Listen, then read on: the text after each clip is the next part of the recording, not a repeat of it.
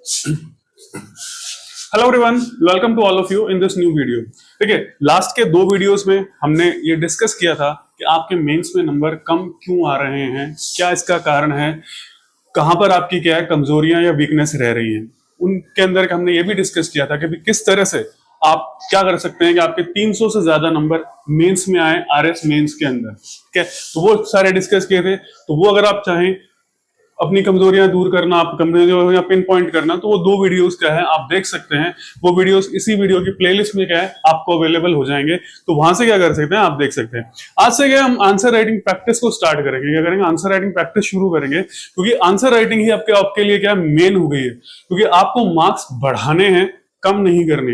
ये नहीं कि अगली बार जो कट ऑफ जाए वो और ज्यादा क्या हो कम चली जाए। तो हमें हमारे मार्क्स को इंक्रीज करना है ताकि ज्यादा से ज्यादा हम मार्क्स स्कोर करें और सेफ साइड पहुंचे। क्या करें, सेफ साइड पहुंचे। तो 300 का तो टारगेट हमने रखा ही रखा है कि 300 को क्रॉस तो हमें अगली आरएस मेंस में करना ही करना है। लेकिन उससे भी क्या है हमें आगे जाना है ताकि हम सेफ रहे कि भी दिक्कत इंटरव्यू के अंदर जरूरत से ज्यादा डिपेंडेंसी क्या हो गया इंटरव्यू में कम हो जाए। ठीक है, तो यहां पर ध्यान देने की जरूरत है कि भी आंसर राइटिंग प्रैक्टिस करेंगे कैसे, किस तरह से काम करेंगे। तो पहले ध्यान रखिए, आज की वीडियो में क्या हम कुछ क्वेश्चंस को भी लेंगे और उनको देखेंगे कि किस तरह से उनके आंसर्स आपको लिखने थे, क्या उन क्वेश्चन की डिमांड थी और क्या आपको पॉइंट्स लिखने थे और क्या उसमें ऐड करते हैं जिससे क्या आपको ज्यादा मार्क्स मिलते हैं। तो यहाँ सबसे पहले ध्यान, उससे पहले क्या हम थोड़ा सा डिस्कस कर लेते हैं कि भी आंसर राइटिंग में जो बारीकियां होती है, इंपॉर्टेंस होता है और किन किन पॉइंट्स का इंपॉर्टेंस होता है आंसर राइटिंग के अंदर। अब देखिए, आरएस के आंसर राइटिंग में क्या है आपको 2 मार्क्स, 5 मार्क्स और 10 मार्क्स, ये 3 तरह के क्या है क्वेश्चंस मिलते हैं। क्या है, 3 तरह के क्वेश्चंस मिलते हैं। क्या, और इन्हीं 3 तरह के बेस पे क्या है, इन्हीं 3 मार्क्स के बेस पे क्या आपको क्वेश्चन क्या होता है लिखना होता है।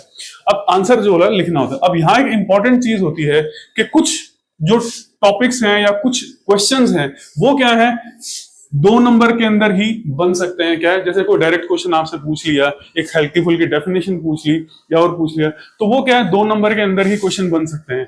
कुछ क्वेश्चंस ऐसे होते हैं जिनको क्या है 2 मार्क्स में भी डाला जा सकता है, जिनको 5 मार्क्स में भी डाला जा सकता है और जिनको क्या है 10 मार्क्स में भी क्या है डाला जा सकता है। मींस किसी भी लेवल पे क्या है उस क्वेश्चन को पुट किया जा सकता है आरपीएससी के द्वारा। ये आरपीएससी के ऊपर रहता है कि वो क्वेश्चन को कितने मार्क्स में क्या कर रही है ऐड ऑन कर रही है। तो ये तो पॉइंट हो गया पहले वाला। तो आपको हमेशा ध्यान रखना चाहिए कि भी कोई भी कॉन्सेप्ट आप पढ़ रहे हैं, ठीक है, कोई भी कॉन्सेप्ट आप पढ़ रहे हैं उससे 2 नंबर का क्वेश्चन तो हर हाल में बन ही सकता है। ये तो मानकर चलिए, आप कोई भी कॉन्सेप्ट आपने पढ़ा तो 2 नंबर का क्वेश्चन तो उसमें क्या है बनेगा ही बनेगा। अब उसके अंदर आपको ये देखना है कि वो कॉन्सेप्ट 5 नंबर वाले में भी आ सकता है या 10 नंबर वाले में भी क्या आ सकता है। तो उसी तरीके से उस कॉन्सेप्ट को क्या है आपको प्रिपेयर करना है। ठीक है, आपको क्या करना है, प्रिपेयर करना है उस कॉन्सेप्ट को। ठीक है, उस कॉन्सेप्ट को आप क्या करेंगे, तैयार करेंगे उसी तरीके से जिस तरीके से क्या है वो 2 में आ जाए, 5 में आ जाए या 10 मार्क्स के अंदर आप उसको क्या करें, आंसर को लिखने की क्या आप में कैपेबिलिटी होनी चाहिए।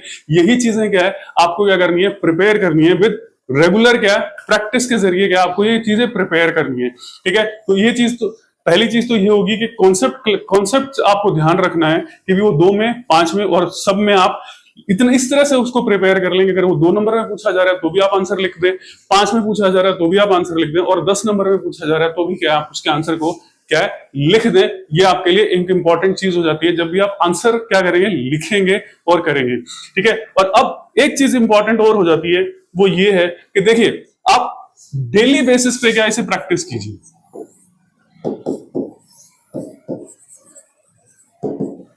ठीक है, इसको क्या डेली बेसिस पे प्रैक्टिस कीजिए, जो मैंने पिछले वीडियो में आपसे बात की थी। ठीक है, कि डेली बेसिस पे प्रैक्टिस कीजिए। ठीक है, मैं ये नहीं कह रहा पूरा पेपर कीजिए, क्या पूरा पेपर कीजिए, डेली बेसिस पे 5 to 10 क्वेश्चंस आप क्या कीजिए, प्रैक्टिस कीजिए। क्या करिए, प्रैक्टिस करिए, जिससे आपके क्या है ज्यादा से ज्यादा गलतियां जो हैं, कमजोरियां निकले, गलतियां निकले और ज्यादा से ज्यादा पिन पॉइंट हो कि आप गलतियां क्या है कहां कर रहे हैं। ठीक है, तो ये तो हो गया बेसिक चीज कि भी आंसर राइटिंग में क्या है। बाकी सारी आंसर राइटिंग में हमने क्या है सारा डिस्कस कर लिया है वो पिछले वीडियोस में। एक चीज यहां रह जाती है, तो वो जैसे यूपीएससी इंस्ट्रक्शंस देती है, क्या करती है यूपीएससी इंस्ट्रक्शंस देती है, उसी तरीके से क्या है आरपीएससी ने भी इंस्ट्रक्शंस दिया है कि आपका जो आंसर है वो रेलेवेंट होना चाहिए। क्या होना चाहिए, क्वेश्चन के क्या रेलेवेंट होना चाहिए, उसका जो आप उसको लिख रहे हैं वो ऑर्डर में होना चाहिए। क्या है, ऑर्डर में होना चाहिए। ये नहीं है कि आपने कुछ इंट्रोडक्शन के अंदर कुछ लिख दिया, दूसरे में कुछ लिख दिया और दूसरे में लिख दिया। फिर आपका क्या है, इफेक्टिव, प्रभावी होना चाहिए। क्या है उसमें जो चीज पूछी गई है वही क्या है आप आंसर में लिख रहे हैं, ये क्या हो जाती है, इंपॉर्टेंट चीज हो जाती है।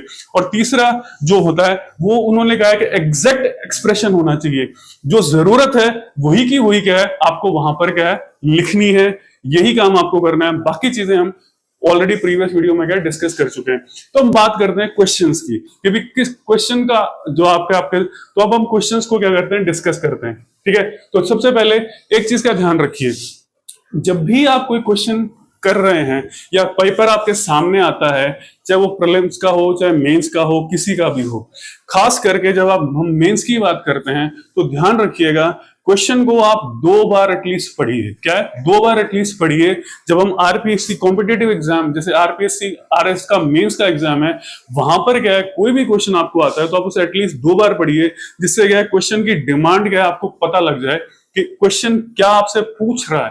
क्योंकि कई बार ऐसा होता है कि क्वेश्चन पूछता कुछ है और आप आंसर क्या करते हैं, कुछ देते हैं और आप ये सोच कर आते हैं कि हमने तो क्या बहुत अच्छा आंसर लिखा था, पर हमारे मार्क्स उसमें क्वेश्चन में आए ही नहीं। ठीक है, तो वहां पर आपको क्या है 10 में से 1 नंबर मिलता है या 5 में से आधा मार्क्स भी है आप ले नहीं पाते हैं। तो ये एक इंपॉर्टेंट चीज हो जाती है कि क्वेश्चन को आप 2 बार पढ़िए कि क्वेश्चन आपसे डिमांड क्या कर रहा है और क्वेश्चन में मेन वर्ड्स कौन कौन से हैं ये आपको ध्यान रखना है। तो हम कुछ क्या क्वेश्चंस लेते हैं और एक चीज ध्यान रखिएगा, ये क्या रैंडमली सिलेक्टेड क्वेश्चंस हैं। ठीक है, कोई क्वेश्चन किसी सेक्शन से हुआ है, कोई क्वेश्चन किसी सेक्शन से, कोई क्वेश्चन किसी, ये दिखाने के लिए कि भी किस तरह से क्वेश्चन आपसे पूछा जा सकता है। और एक चीज, हर तरह के क्वेश्चन के लिए आपको क्या है रेडी रहना है पूरी तरीके से। ये ध्यान रखिएगा कि हर तरह के क्वेश्चन से क्या है आपके लिए आप रेडी रहिए कि किसी भी तरह से क्वेश्चन क्या हो सकता है पूछा जा सकता है। और खास करके करंट से रिलेटेड जो भी हैं उसमें आपको हर तरह का क्वेश्चन तैयार करके रखना है। मींस ये नहीं है कि आप 50-60 हजार क्वेश्चन तैयार कर रखें। मींस जो कॉन्सेप्ट है वो आपका बिल्कुल क्लियर होना चाहिए। कॉन्सेप्ट अगर बिल्कुल क्लियर है तो आप किसी भी तरह का आंसर क्या कर सकते हैं उसमें दे सकते हैं। आपसे कोई भी क्वेश्चन पूछ लिया जाए आप उसको क्या करेंगे, सॉल्व करने की ताकत रखेंगे, उसको आंसर देने की क्या है आप में कैपेबिलिटीज होंगी। ठीक है, क्षमता होगी। तो सबसे पहले हम क्वेश्चन देखते हैं, ये बहुत ही एक करंट का इंपॉर्टेंट क्वेश्चन है। और ध्यान रखिएगा ये जो क्वेश्चन है आपका, ये चाहे मेंस ले लीजिए चाहे आप इंटरव्यू ले लीजिए। ठीक है, आपके जो 2024 के इंटरव्यूज होंगे उसके लिए भी ये क्वेश्चन बहुत इंपॉर्टेंट है। और अगर आप मेंस की तैयारी कर रहे हैं तो उसके लिए क्वेश्चन भी क्या है ये बहुत इंपॉर्टेंट हो जाता है। अब यहां पर ये क्वेश्चन क्या है कई तरीके से काम करता है। क्या कई तरीके से काम करता है, एक क्या है कि अब क्वेश्चन क्या है हम तो पहले देख लेते हैं फिर कहां का। ये है how tariff impact the exporting and importing countries. Hindi में लिखा गया है कि टैरिफ निर्यातक व आयातक देशों पर किस प्रकार क्या करता है, प्रभाव डालता है। क्या किस प्रकार प्रभाव डालता है। ठीक है, तो यहां पर क्या है ध्यान रखिएगा, ये क्या है कॉन्सेप्ट बेस्ड क्वेश्चन है। कॉन्सेप्ट बेस्ड और करंट लेवल पे क्वेश्चन है, यानी करंट और कॉन्सेप्ट दोनों को मैच करके क्या है ये क्वेश्चन आपके सामने क्या है आया है। अब ये क्वेश्चन आया कहां से, ये क्वेश्चन आपका है इकोनॉमी से। ठीक है, एक तो पार्ट आता है ये क्वेश्चन हिट किसको कर रहा है, कौन से पार्ट से आता है, वो आता है इकोनॉमी से। क्या है, इकोनॉमी से आता है। दूसरा ये जो हिट किसको कर रहा है, कौन से सेक्शन को ये क्या कर रहा है उसके अंदर आ रहा है, तो ये आता है इंटरनेशनल रिलेशंस में। ठीक है, यानी आईआर के अंदर भी क्या है ये चीज आती है। क्लियर है, आईआर में भी क्या है ये चीज आती है। अभी हम थोड़ा सा इसको देखते हैं फिर हमें पता चलेगा किस तरह से आती है। तो ये चीजें, फिर ये क्या आता है गवर्नेंस में भी आ जाता है। क्या ये क्या है, फिर गवर्नेंस के अंदर भी क्या है ये क्वेश्चन आपका आ जाता है। ठीक है, तो ये चीज भी इसके अंदर आ जाती है। तो कई तरह से क्या है ये क्वेश्चन सेक्शन को या सिलेबस को क्या करता है, कवर करता है। अब यहां पर क्या है सबसे इंपॉर्टेंट चीज क्या है कि जो वर्ड्स क्वेश्चन में दिए गए हैं वो कौन से वर्ड्स हैं जो हमारे लिए क्या है इंपॉर्टेंट है। तो ध्यान रखिए, सबसे पहले है टैरिफ। ठीक है, दूसरा ये आपके पास में क्या आता है, इंपोर्टिंग एंड एक्सपोर्टिंग कंट्रीज। ठीक है, यानी आयातक व निर्यातक देश। और दूसरा सबसे बड़ा जो क्वेश्चन का रिलेशन होता है वो क्या है, प्रभाव। वो पूछ रहा है आपसे प्रभाव। ठीक है, ये जो वर्ड है प्रभाव, ये क्वेश्चन का मेन वर्ड है, सबसे इंपॉर्टेंट अगर कोई वर्ड है क्वेश्चन में तो क्या है? प्रभाव किस प्रकार डालता है। क्वेश्चन ये पूछ रहा है कि प्रभाव क्या करता है, किस प्रकार डालता है। अब यहां पर एक चीज और इंपॉर्टेंट हो जाती है, वो ये है, उसको भी हम क्या है डिस्कस कर लेते हैं। जो एक चीज इंपॉर्टेंट हो जाती है वो ये होती है कि ये क्वेश्चन क्या है, आपसे क्या है 2 मार्क्स में भी पूछा जा सकता है। क्लियर है? ये क्वेश्चन आपसे 5 मार्क्स में भी पूछा जा सकता है, और यही क्वेश्चन आपसे क्या है 10 मार्क्स में भी क्या है पूछा जा सकता है। ठीक है, तो दोनों तीनों तरह से क्या है इस क्वेश्चन को पूछा जा सकता है। ठीक है, अब आप 2 नंबर में अगर क्वेश्चन आ जाता है, मान लीजिए क्वेश्चन 2 नंबर में आ गया आपका, ठीक है, अगर ये 2 नंबर में क्वेश्चन आ गया तो आपको सीधे तौर पे 2 लाइन के अंदर क्या है आंसर लिखना है। ठीक है, कि निर्यातक देश पर और आयातक देश पर क्या प्रभाव पड़ता है। ठीक है, तो आप ये कह सकते हैं कि निर्यातक यानी एक्सपोर्टिंग कंट्री जो एक्सपोर्ट कर रहा है उस पर क्या प्रभाव पड़ेगा, क्या क्या प्रभाव पड़ेगा। उस कंडीशन में हमें टैरिफ क्या होता है ये नहीं लिखना है, और कोई चीज क्या होती है ये नहीं लिखना है। सिर्फ 2-3 लाइंस में आपको ये लिखना है कि जो निर्यातक देश होता है, क्या जो निर्यात करता है, उस देश के अंदर क्या है, उस देश को आर्थिक नुकसान हो सकता है। किस कारण से? वस्तु सेवा व वस्तुओं के मूल्यों में वृद्धि की वजह से उसका जो व्यापार है उस पे क्या है, उस पर नुकसान हो सकता है, और उसके व्यापार में क्या हो सकती है, गिरावट आ सकती है। क्या आ सकती है? व्यापार में गिरावट आ सकती है। ये छोटी सी लाइन आपको लिखनी है। इसी तरीके से क्या है, जो आयातक देश है उसमें, उस देश में क्या है, उस देश की जो जनता है उसके ऊपर क्या है, नाहक यानी एक्स्ट्रा क्या पड़ सकता है, बोझ पड़ सकता है, जिससे वहां पर क्या है, जो वस्तुएं यानी गुड्स और सर्विसेज हैं आपके पास में, क्या है, गुड्स एंड सर्विसेज, सर्विसेज की क्या है कीमतें अधिक हो सकती हैं, जिससे वहां पर भी क्या है व्यापार में क्या हो सकता है, नुकसान हो सकता है। जनता क्या कर सकती है, अपने खर्चों में कटौती कर सकती है, क्योंकि महंगी चीजों को लेना थोड़ा मुश्किल होता है। तो ये 2 लाइनें आपने लिखी तो दोनों देशों का क्या है आर्थिक नुकसान इसके अंदर आता है। यहां पर आपको टैरिफ के बारे में कुछ नहीं लिखना। अगर ये क्वेश्चन 2 नंबर में आ जाता है तो टैरिफ के बारे में आपको क्या है कुछ भी नहीं लिखना है कि टैरिफ क्या होता है क्या नहीं होता है, क्योंकि 2 नंबर की डिमांड सिर्फ यही है कि आप प्रभाव पे या इंपैक्ट पे क्या करेंगे, फोकस करेंगे। ठीक है, प्रभाव और इंपैक्ट पर ही क्या है आपका फोकस रहेगा। 2 नंबर के अंदर अगर आप करते हैं तो वहां पर क्या करेगा, उतना ही आपका क्या करेगा, फोकस रहेगा। ठीक है, अब बात कर लेते हैं कि अगर यही क्वेश्चन है, ठीक है, 5 नंबर में आ जाता है, यानी 5 नंबर में आ जाता है जिसमें आपको 50 to 60 वर्ड्स लिखने हैं, 60-65 वर्ड्स, 65 शब्दों तक भी क्या पहुंच सकते हैं। तो वहां पर क्या करेंगे आप, जो टैरिफ है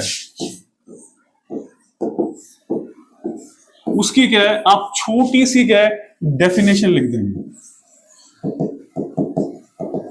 ठीक है, यानी जो परिभाषा जिसे हम कहते हैं, ठीक है, परिभाषा क्या कर देंगे आप लिख देंगे, परिभाषा लिख देंगे आप, टैरिफ की क्या कर देंगे, परिभाषा लिख देंगे। तो ध्यान रखिएगा टैरिफ की परिभाषा आपको लिखनी है, और टैरिफ होता क्या है ये ध्यान रखिए, ये एक प्रकार का क्या है ड्यूटी या शुल्क होता है। ठीक है, आइदर इट इज ड्यूटी कह लीजिए इसको, या आप कह लीजिए शुल्क कह लीजिए, जो क्या करता है कि घरेलू व्यापार जो होता है उसको प्रोत्साहित करता है। ठीक है, उसको क्या करता है, प्रोत्साहित करता है। मींस डोमेस्टिक जो आपके जो चीजें हैं, डोमेस्टिक इंडस्ट्रीज जो होती हैं उसको क्या करता है, ये प्रमोट करता है। हम प्रमोट भी लिख सकते हैं, ठीक है, और प्रोटेक्ट भी लिख सकते हैं। ठीक है, प्रमोट भी लिख सकते हैं, प्रोटेक्ट भी लिख सकते हैं। क्यों? क्योंकि अगर बाहर से आने वाली चीजें अगर महंगी हो जाएंगी, जैसे हमने कहा है ड्यूटी लगा रहे, किस पे लगा रहे हैं, ये ड्यूटी टैरिफ लगता है आयातित वस्तुओं पर, यानी इंपोर्टेड गुड्स पर, आयातित वस्तुओं पर लगता है टैरिफ। तो इंपोर्टेड गुड्स पर क्या करेगा, ये टैरिफ लगेगा। ठीक है, तो ये एक प्रकार का शुल्क है, इसे कर नहीं कहते हम। ठीक है, इसे कर नहीं कहते, ये एक प्रकार का शुल्क होता है, इसे ड्यूटी कहा जाता है। तो ये थोड़ा सा ध्यान रख लीजिएगा। जो किस पर लगता है, आयातित यानी इंपोर्टेड गुड्स और सर्विसेज पर लगता है, जिससे इंपोर्टेड गुड्स जो हो या आयातित वस्तुएं या सेवाएं हो वो घरेलू की मुकाबले में, इन कंपैरिजन टू डोमेस्टिक, वो क्या हो जाए, थोड़ी महंगी हो जाए, जिससे जो डोमेस्टिक बिजनेस है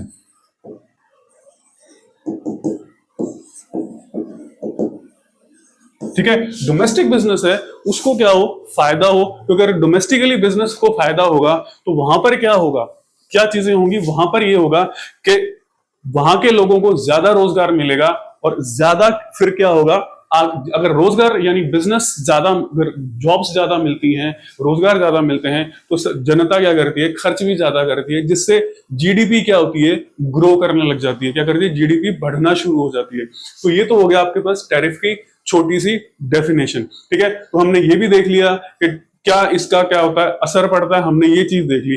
अब यहां पर क्या है, अगर ये मान लीजिए ये तो 5 नंबर के अंदर आ गया और ये डेफिनेशन लिख दी, और उसको थोड़ा सा जो भी हमने 2-3 पॉइंट्स डिस्कस किए थे उसको आप थोड़ा सा क्या है बड़ा करके लिख सकते हैं, एनलार्ज करके लिख सकते हैं, कि और ज्यादा 2-3 पॉइंट्स क्या है उसमें ऐड कर सकते हैं, जिसके बारे में हम डिस्कस कर लेते हैं।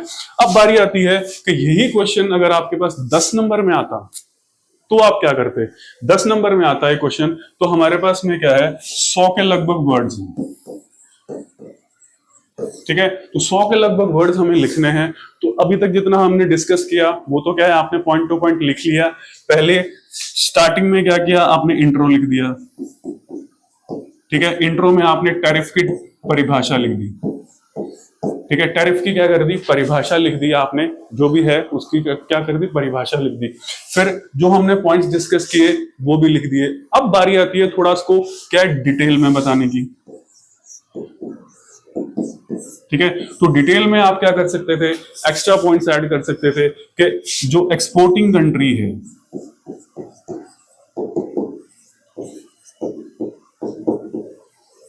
ठीक है, एक्सपोर्टिंग कंट्री है यानी जो निर्यातक देश है, उसके अंदर जो भी कंपनीज हैं क्या कर रही हैं, जो एक्सपोर्ट कर रही हैं या निर्यात कर रही हैं।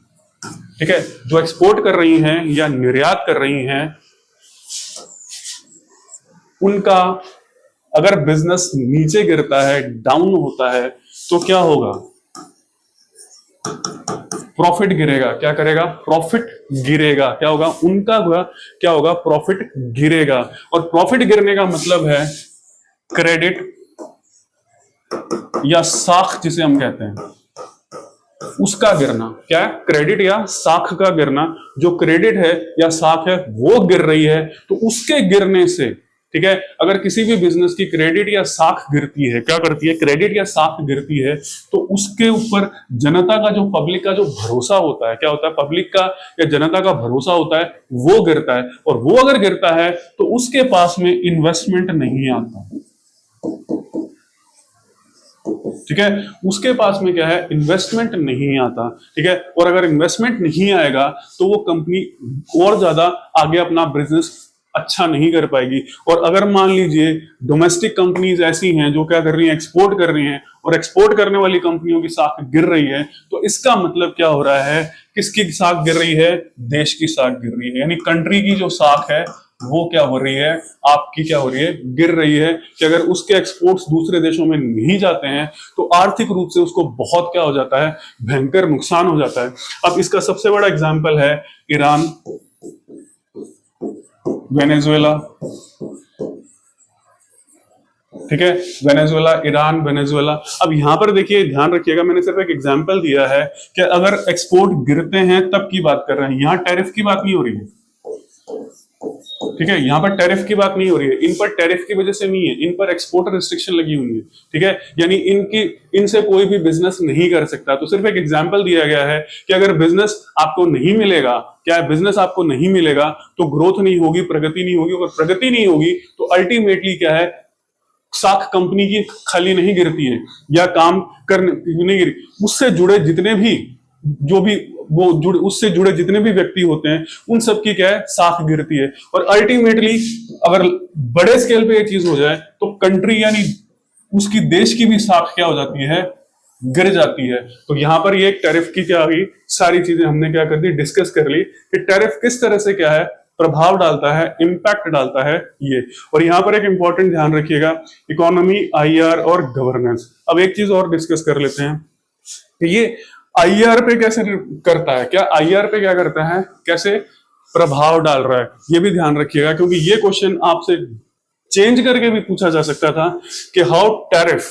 ठीक है, यानी टैरिफ अंतरराष्ट्रीय संबंधों पर किस प्रकार प्रभाव डाल सकता है। जो टैरिफ जो है वो अंतरराष्ट्रीय संबंधों पर किस प्रकार प्रभाव डाल सकता है। तो ध्यान रखिएगा कि अगर किसी कंट्री के पास में कोई प्रोडक्ट है, क्या है, कोई प्रोडक्ट बना हुआ है और एक देश जिसको वो निर्यात कर रहा था, एक्सपोर्ट कर रहा था, अगर वो कंट्री एक्सपोर्ट नहीं उससे नहीं लेता है तो वो देश क्या करेगा, दूसरे कोई देश ढूंढेगा, क्या करेगा, अपने एक्सपोर्ट को क्या करेगा, दूसरे देशों में क्या करेगा, ढूंढेगा कि हम वहां क्या कर दें, एक्सपोर्ट कर दें, क्या कर दें, वहां पर एक्सपोर्ट कर दें। तो इसी तरीके से चाइना ने क्या है, अपना एक ऑल्टरनेट सिस्टम डेवलप करने की कोशिश की है कि हम हमारे जो अमेरिका में एक्सपोर्ट नहीं जा रहे हैं उनको क्या करें, उनको या तो एशिया के देशों में दें या फिर मिडिल ईस्ट जैसे सऊदी अरेबिया और ये कंट्रीज हैं इनको दे। तो यहां पर क्या हो रहा है कि अंतरराष्ट्रीय संबंधों में भी क्या हो रहा है, परिवर्तन आ रहा है। क्या है, परिवर्तन आ रहा है। तो वो भी आपको ध्यान रखना है कि टैरिफ किस तरीके से अंतरराष्ट्रीय संबंधों में क्या है, परिवर्तन ला सकता है। तो ये तो हो गया एक क्वेश्चन, तो हर तरह से आपके पास में हो गया। फिर गवर्नेंस पे आ सकता है, ठीक है, कि भाई टैरिफ क्या है, टैरिफ का गवर्नेंस पर क्या प्रभाव पड़ता है, क्या टैरिफ का गवर्नेंस पर क्या है, क्या प्रभाव पड़ेगा। तो हमने देखा है कि टैरिफ की वजह से क्या है, क्या हुआ, टैरिफ की वजह से आपके पास में क्या आया, जीएसटी 2.0 लाने की बात हुई। क्या है, जीएसटी 2.0 लाने की बात हुई कि जो डोमेस्टिक सेक्टर है वो थोड़ा हमारा क्या हो, ग्रो करे, क्या करे, ग्रो करे, कि जो लोकल भी क्या है हम इसको बनाना शुरू करें। ठीक है, तो ये आपके पास में आ गया दूसरी चीज। अब बारी आती है दूसरे क्वेश्चन की। ठीक है, अब ये एक क्वेश्चन है, ध्यान रखिएगा, ये क्वेश्चन कहां आपके आता है। अब कोई भी क्वेश्चन आपको कर रहे हैं तो ध्यान रखना है, हमारे को ये जरूरी है कि वो क्वेश्चन एक से दूसरे सेक्शन में काम कर सकता है या नहीं कर सकता है। ठीक है, एक से दूसरे सेक्शन में वो क्वेश्चन काम कर सकता है या नहीं कर सकता है।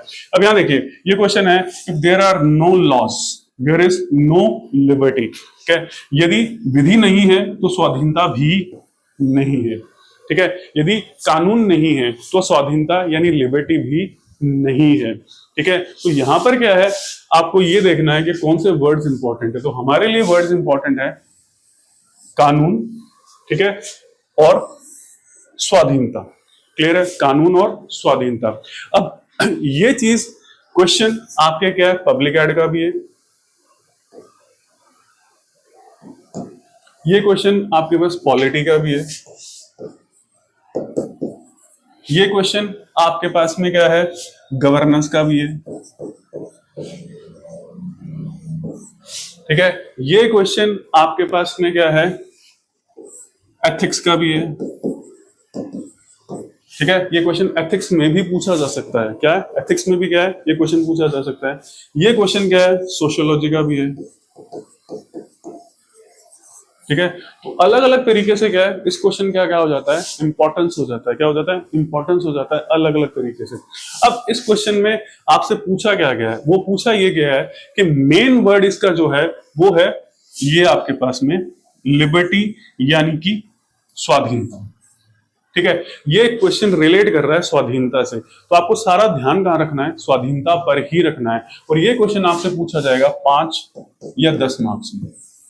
क्लियर है, 5 या 10 मार्क्स में क्या है, ये क्वेश्चन पूछा जाएगा। अब इस क्वेश्चन को पूछने का मतलब क्या है, इस क्वेश्चन को पूछने का मतलब ये है कि आपको स्वाधीनता यानी स्वतंत्रता से रहने की आजादी या स्वतंत्रता से रहने की आजादी, उसमें क्या क्या चीजें आती हैं, अपने आप को एक्सप्रेस करना, जो चाहें वो आप कर सकते हैं सीमित दायरे में, मतलब एक दायरे से बाहर आप नहीं जा सकते, लेकिन उस दायरे में क्या है, आपको क्या है, आजादी रहती है। You are free to do anything in that area. ठीक है, उस जो दायरा बनाया गया है उसके अंदर।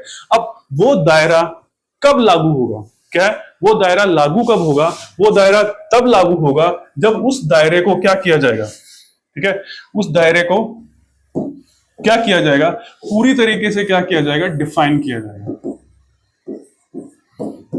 परिभाषित किया जाएगा। ठीक है, आपको एक दायरा दिया जाएगा कि इस दायरे के अंदर आप जो चाहें क्या कर सकते हैं, वो कर सकते हैं। उसी को हम क्या कह रहे हैं, आजादी कह रहे हैं। क्या कह रहे हैं, स्वाधीनता कह रहे हैं, या क्या कह रहे हैं, आजादी कह रहे हैं। ठीक है, तो आज क्या है, हम रात को चाहे 2 बजे हो, चाहे 3 बजे हो, चाहे सुबह के 5 बजे हो, 4 बजे हो, कहीं भी क्या है घूमने के लिए जा सकते हैं। लेकिन कोविड में क्या है, रिस्ट्रिक्शन थी। कोविड में क्या है, रिस्ट्रिक्शन थी। तो आज हमारे पास आजादी है, हम कहीं भी जा सकते हैं। तो वो आजादी आपको मिलेगी कैसे? वो आजादी तब मिलेगी जब वो परिभाषित की जाएगी, डिफाइन कर दी जाएगी। क्या कर दी जाएगी? डिफाइन कर दी जाएगी कि ये चीजें आप कर सकते हैं और ये चीजें आप नहीं कर सकते हैं। क्या है? ये चीजें आप नहीं कर सकते हैं। तो वो आपको मिलेगा कहां से? वो आपको लॉ से ही मिलेगा। किससे मिलेगा? कानूनों से। कानूनों से। और कानून को ही क्या बोलते हैं हम? विधि बोलते हैं। ठीक है, कानून को ही हमने क्या कहा है? विधि कहा है। और उस विधि से ही क्या है जुड़ा हुआ, क्या होता है? अधिकार होता है कि आपको आजादी दी गई है और उस विधि में ही क्या होता है? आजादी, अगर आपकी आजादी का या स्वाधीनता का उल्लंघन होता है, क्या होता है? वायलेशन होता है फ्रीडम, जो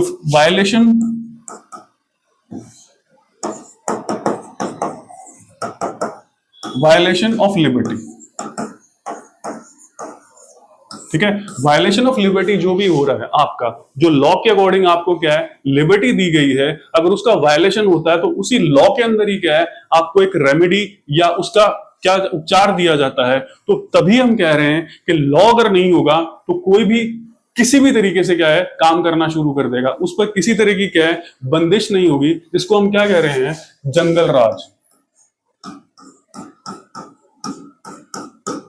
ठीक है, मतलब जिसके पास ताकत होगी वो कुछ भी कर सकता है। क्या है? जिसके पास ताकत होगी वो क्या कर सकता है? कुछ भी कर सकता है। किसी को मार सकता है, किसी को डरा सकता है, किसी को कैसे कर सकता है, किसी को बंदी बना सकता है, किसी को कुछ भी क्या कर सकता है, कर सकता है। तो वो चीज यहां अवेलेबल नहीं है। अगर विधि बनाई जाती है, कानून बनाए जाते हैं, तभी क्या है आप बोल सकते हैं कि हाँ ये स्वाधीनता मेरे पास में है। अगर कोई कानून ही नहीं है, कि कोई लॉ ही नहीं है, तो आप किस स्वाधीनता की बात करेंगे? किस फ्रीडम की बात करेंगे? Which freedom will you talk? कौन सी फ्रीडम की बात करेंगे जब कोई लॉ ही नहीं होगा उस फ्रीडम से रिलेटेड? क्या उस फ्रीडम से रिलेटेड अगर कोई लॉ ही नहीं होगा तो आप किस फ्रीडम की बात करेंगे? हमारे यहाँ क्या है? Fundamental rights. ठीक है, हम तभी कर सकते हैं ना फंडामेंटल राइट्स यानी मूलभूत अधिकारों के बारे में कब लड़ सकते हैं? जब हमें यह पता हो कि हमें वो मूलभूत अधिकार क्या है दिए गए हैं। These are provided to us.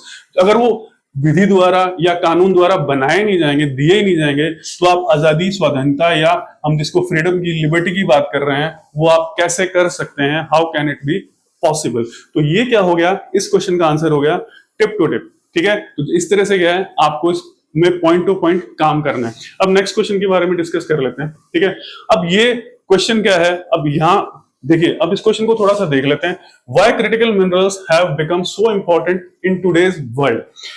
Critical खनिजों का महत्व वर्तमान में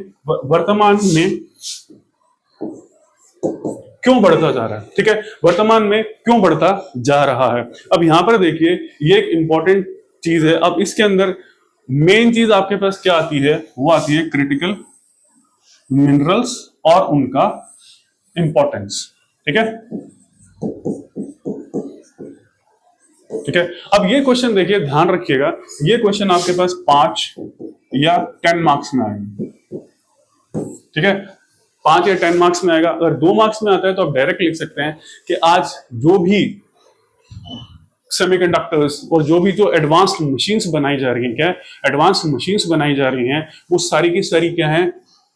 क्रिटिकल मिनरल्स पर बेस्ड है। क्या है? क्रिटिकल मिनरल्स पर बेस्ड है। उन्हीं के आधार पर क्या है, उन्हीं से उसका निर्माण होता है। जो सेमीकंडक्टर्स होते हैं, क्या अर्धचालक जो होते हैं, उनके से ही वो मशीन्स क्या है बनती हैं। अब यहां पर इंपॉर्टेंट चीज आती है कि ये जो चीजें हैं वो किससे रिलेट कर रही हैं, सेक्शन कौन सा है हमारा, तो ये भी इंपॉर्टेंट है। एक तो ध्यान रखिएगा, ये सीधा साइंस एंड टेक में आता है। क्लियर है? सीधा का सीधा क्या है आपके पास साइंस एंड टेक में ये चीज आ रही है। दूसरा ये आ रहा है आपके पास में, ध्यान रखिएगा, ये आईआर के अंदर आ रहा है। क्लियर है? आईआर के अंदर आ रहा है। तो हमने देखा है कि भाई चाइना क्या कर रहा है, क्रिटिकल मिनरल्स यानी जो क्रिटिकल खनिज है उनके एक्सपोर्ट को क्या कर रहा है, रोकता जा रहा है, ताकि दूसरे देशों में क्या है वो जो प्रोडक्शन कर रहे हैं या क्रॉस कर रहे हैं कि उनसे क्या है उनको थोड़ा नुकसान हो, जिससे मुझे फायदा हो। क्योंकि सबसे ज्यादा क्रिटिकल मिनरल्स का प्रोडक्शन कौन कर रहा है? चाइना कर रहा है आज की तारीख में। ठीक है, तो यहाँ पर क्या है, आपके पास आईआर के अंदर ये क्वेश्चन आ गया, ये क्वेश्चन एसएनटी के अंदर आ गया, ये क्वेश्चन फिर आपके पास गवर्नेंस में आ जाता है। ठीक है, यानी अगर मान लीजिए किसी कंट्री को क्रिटिकल मिनरल्स नहीं मिलते हैं, क्या है, क्रिटिकल मिनरल्स नहीं मिलते हैं, ठीक है, और उसकी जो इंपॉर्टेंट इंडस्ट्रीज है वो काम करना अगर बंद कर दें, क्या है, काम करना बंद कर दें, क्योंकि अगर क्रिटिकल मिनरल्स नहीं मिले तो रॉ मटेरियल नहीं मिलेगा। ठीक है, रॉ मटेरियल क्या होगा, नहीं मिलेगा। आप एडवांस्ड मशीन्स, जो कंप्यूटर बेस्ड मशीन्स हैं, एआई मशीन्स हैं, आप वो नहीं बना सकते हैं। तो उसको दूर करने के लिए क्या करना पड़ेगा, आपको नई नीति लानी पड़ेगी, पॉलिसी लानी पड़ेगी।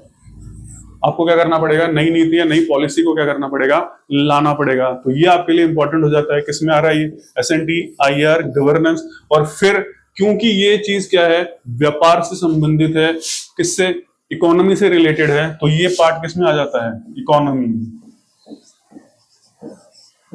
ठीक है, तो ये इकोनॉमी का भी क्या है, पार्ट है। इकोनॉमी में भी ये क्वेश्चन क्या आ सकता है, पूछा जा सकता है। और सबसे इंपॉर्टेंट ये क्वेश्चन आपके लिए क्या है, करंट का है। और यही क्वेश्चन क्या है, आपके इंटरव्यू में भी काफी इंपॉर्टेंट हो जाता है। ठीक है, इंटरव्यू में क्या है, काफी इंपॉर्टेंट हो जाता है। ठीक है, तो इंपॉर्टेंस हमने बता दिया। क्रिटिकल मिनरल्स का क्या है, अब अगर मान लीजिए 2 नंबर में आ रहा है तो आप डायरेक्टली लिख सकते हैं। 5 नंबर में आ रहा है, क्रिटिकल मिनरल्स लिखने की कोई जरूरत नहीं है। आप क्रिटिकल मिनरल्स होते क्या है, 2 नंबर के अंदर सिर्फ इंपॉर्टेंस क्यों बढ़ता जा रहा है, क्यों महत्व बढ़ता जा रहा है, तो वो लिखेंगे आप। क्रिटिकल मिनरल क्या होता है वो 2 नंबर में नहीं लिखना। अगर ये 5 नंबर में आ जाता है तो इसकी क्या करना पड़ेगा, फिर उसी तरीके से क्या है, इसकी डेफिनेशन क्या करनी पड़ेगी, आपको करनी पड़ेगी। तो डेफिनेशन लिख सकते हैं आप उसके। और अगर यही क्वेश्चन 10 नंबर में आता है तो वहां पर क्या है कि जो गवर्नेंस का सिस्टम है, जो गवर्नेंस चेंज हो रहा है क्रिटिकल मिनरल्स की वजह से, वो आप लिख सकते हैं। जैसे भारत ने क्या है, एक क्रिटिकल मिनरल के लिए नया मिशन स्टार्ट किया, तो वो लिख सकते हैं कि India have initiated a mission, जिससे भारत की जो क्रिटिकल मिनरल की विदेशों पर निर्भरता है वो क्या हो, कम हो। तो ये क्या होगा, आपके 10 नंबर वाले क्वेश्चन में कवर हो जाएगा। क्या हो जाएगा, तो 10 मार्क्स वाले क्वेश्चन में ये चीज आप क्या सकते हैं, एक्स्ट्रा चीज क्या कर सकते हैं, लिख सकते हैं। तो ये सारी चीजें होगी, आईआर के अंदर आ सकता है और आ सकता है। तो डायरेक्टली आईआर में पूछा जा सकता है कि क्रिटिकल मिनरल्स इंटरनेशनल रिलेशंस यानी अंतरराष्ट्रीय संबंधों को किस प्रकार प्रभावित करता है।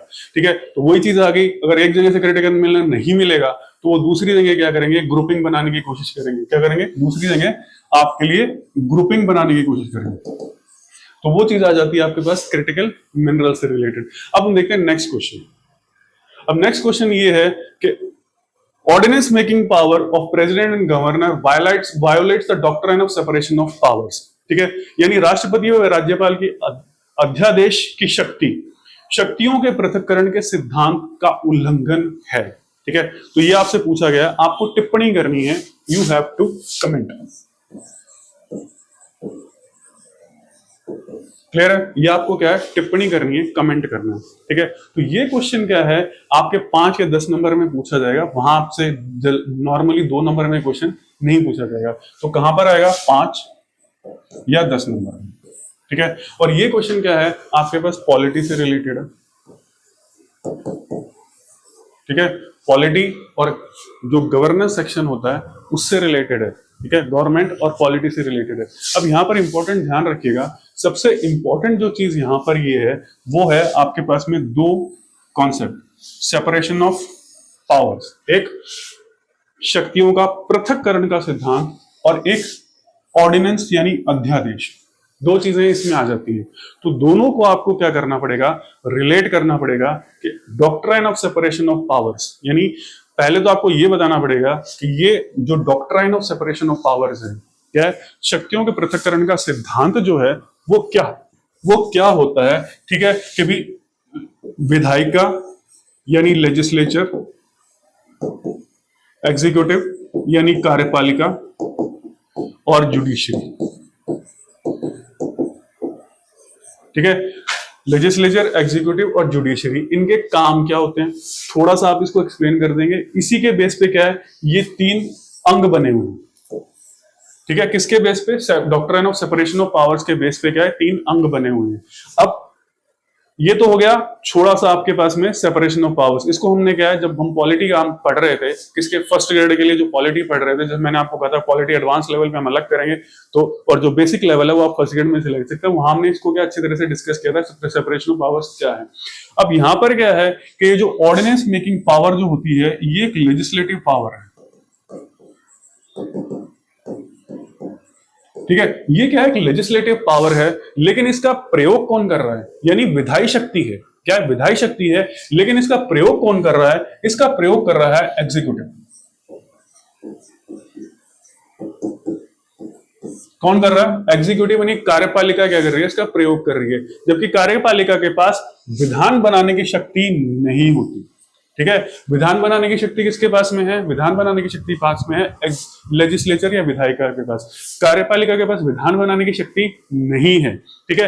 तो आप ये कह सकते हैं कि पहली बात तो क्या है कि जो यहां डाला गया है, क्या है, यहां डाला गया है जो ऑर्डिनेंस मेकिंग पावर जो है, ठीक है, ये क्या है, बहुत ही ज्यादा अगर एक्सीजेंसी आ जाए,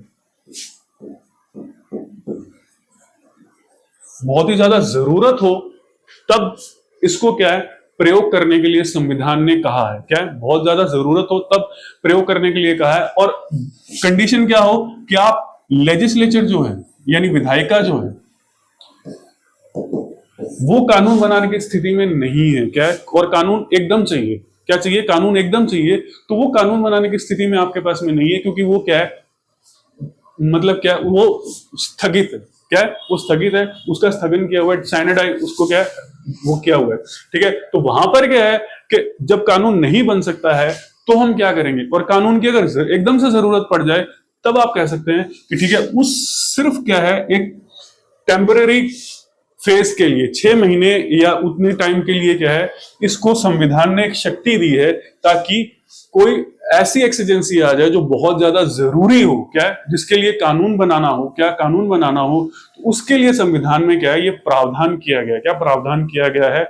इसलिए हम एक चीज पे तो नहीं कह सकते कि ये क्या है कि वायलेट कर रही है, क्या कर रही है, वायलेट कर रही है या उल्लंघन कर रही है, क्योंकि ये पूर्णतः क्या है, वो कानून नहीं है, विधान नहीं है, इसकी एक सीमा है, उतने ही तक क्या है ये लागू हो सकता है। उसके बाद अगर इसे विधायिका पास नहीं करती है तो ये अपने आप क्या हो जाएगा, स्वतः खत्म हो जाएगा, it will on its own, ठीक है, डाई आउट, क्या है, on its own it will die out. तो जब अपने आप ही हो जाएगा, लेकिन फिर आप एक पॉइंट कंक्लूजन में लिख सकते हैं, यहाँ पे क्या है छोटा सा एक, जब 10 यहाँ पे क्या 10 नंबर का वर्ड आ जाए, क्या 10 नंबर का जब क्वेश्चन आ जाए तो यहाँ आप क्या कंक्लूजन में लिख सकते हैं कि इससे क्या है, डाउट कब होता है, क्या डाउट कब होता है कि ये वायलेट कर रही है, क्या है, सेपरेशन ऑफ पावर्स, जब इसे क्या है एक्सेसिवली यूज किया जाए, क्या है, एक्सेसिवली यूज किया जाए, मतलब बार बार क्या है क्या किया जाए, ऑर्डिनेंस से क्या है लॉ बनाया जाए, ऑर्डिनेंस से क्या कर दिया जाए, लॉ बना दिया जाए, तब ये क्या कर सकते हैं, हम कह सकते हैं कि कुछ हद तक क्या है ये वायलेट कर रही है, क्या कर रही है, वायलेट कर रही है, परंतु पूर्णतः क्या है ऐसा नहीं है। तो कुछ हद तक ये अच्छे के लिए क्या है, ये प्रावधान रखा गया है, क्या अच्छे के लिए प्रावधान रखा गया है, क्योंकि संविधान ने खुद ने क्या किया है, इसके अंदर सीमाएं बना रखी हैं कि भी इतने टाइम तक के लिए आप क्या कर सकते हैं, इसमें कर सकते हैं। तो दोनों पॉइंट्स आप क्या कर सकते हैं, डिस्कस कर सकते हैं। जो नेगेटिव पॉइंट की बात हमने की,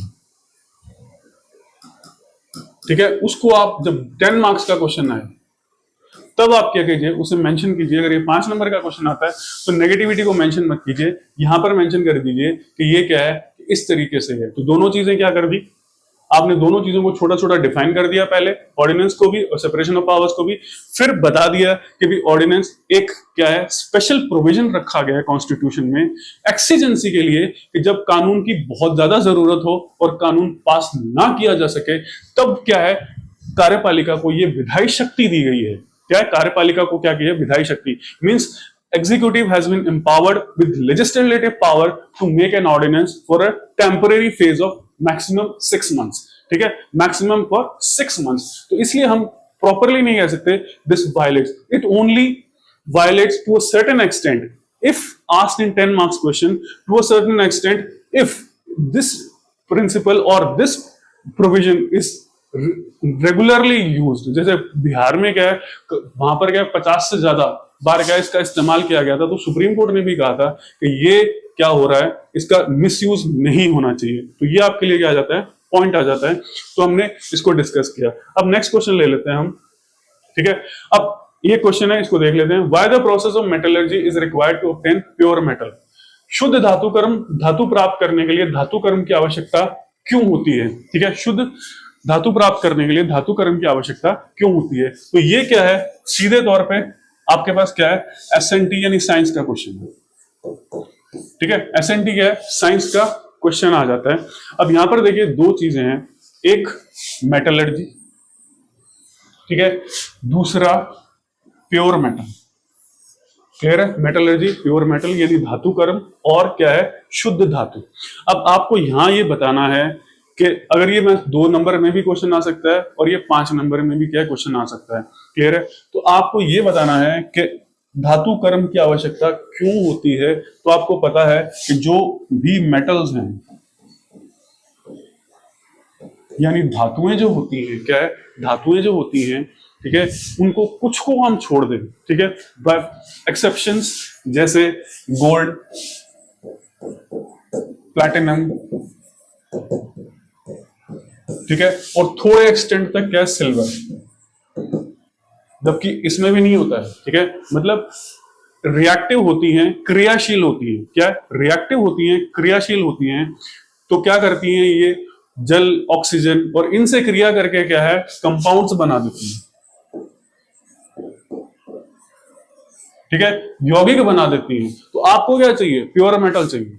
क्या चाहिए, प्योर मेटल चाहिए, शुद्ध धातु चाहिए, यौगिक तो आपको चाहिए नहीं।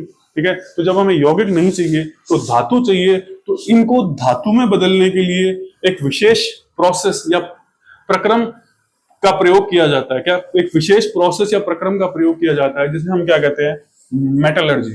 ठीक है, तो इसीलिए क्या है, मेटलर्जी की क्या जरूरत पड़ती है, क्योंकि ये रिएक्टिव होते हैं और फ्री स्टेट यानी मुक्त अवस्था में उपस्थित नहीं होती।